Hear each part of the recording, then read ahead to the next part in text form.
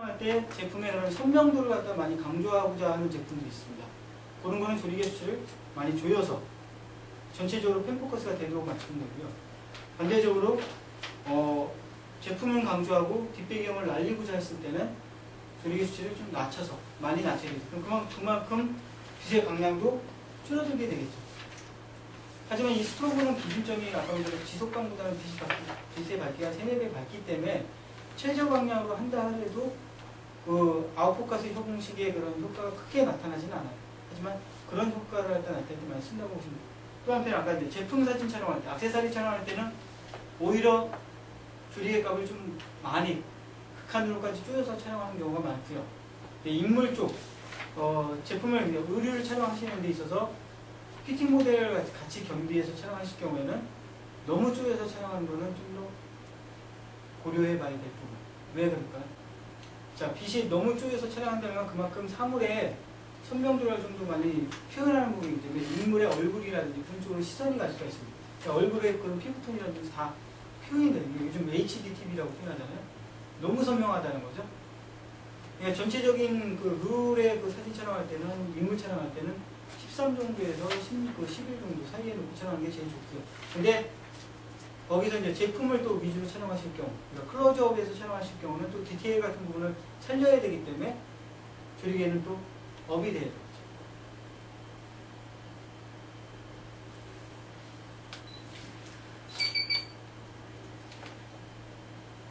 지금 제가 아까 말씀드린 오히려 이 톤이 지금 저기 나와 있는 톤하고 흡사하죠? 네. 적정 노출은 아니고 어둡게 촬영한 거예요. 빛으로 인해서 만들어낼 수는 있지만 아까 같이 이 톤으로 갖다 그냥 올렸을 때 또 문제의 소지가 있기 때문에 문제의 소지에 되는 부분에서 제일 정확한 거는 원색에 가까운 색을 올리는 게 제일 정확하다고 말씀드릴 수 있는 겁니다. 하지만 이 톤을 찾았지만 뒷배경이 약간 좀 더 어둡잖아요. 자, 이럴 경우에는 아까 같이 조명을 2개만 이용했을 때는 저런 효과가 나타나기 때문에 오히려 이 위치에서 뒤로 간다면 측면으로 아예 가버리는 경우가 있을 수 있어요. 자, 빛 자체는 좀 더 앞으로 가고 조명이 측면으로 가게 되면 빛 자체가 확산이 되니까 배경 쪽으로 빛이 가겠죠. 자, 이 경우에는 근데 이렇게 촬영했지만 이 경우에 이제 이런 형식으로 해서 촬영했을 때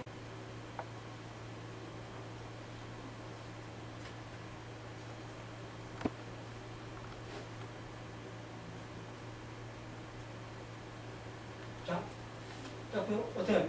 밝기가 좀 밝아졌죠?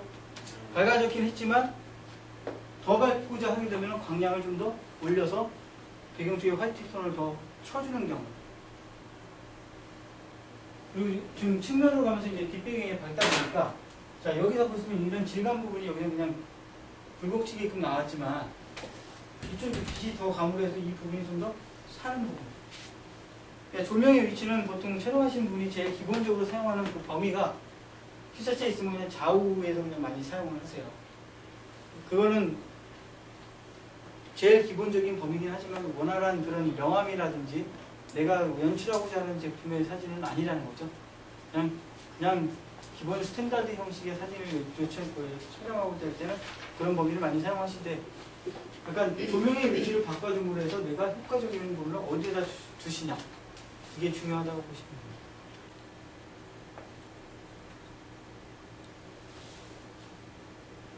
자, 이건 원나이트만 보고 제가 촬영한 건데 조명을 어디다 줬을까요?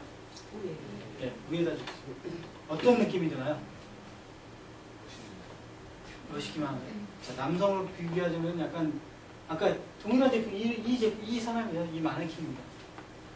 근데 조명 하나만 줌으로 해서 약간 더 남성적인 모습이 더 강조가 됐겠죠. 자, 그럼 저런 상태의 촬영이라면 어떤 제품을 갖다가 저 제품에 대비시키면 될까요?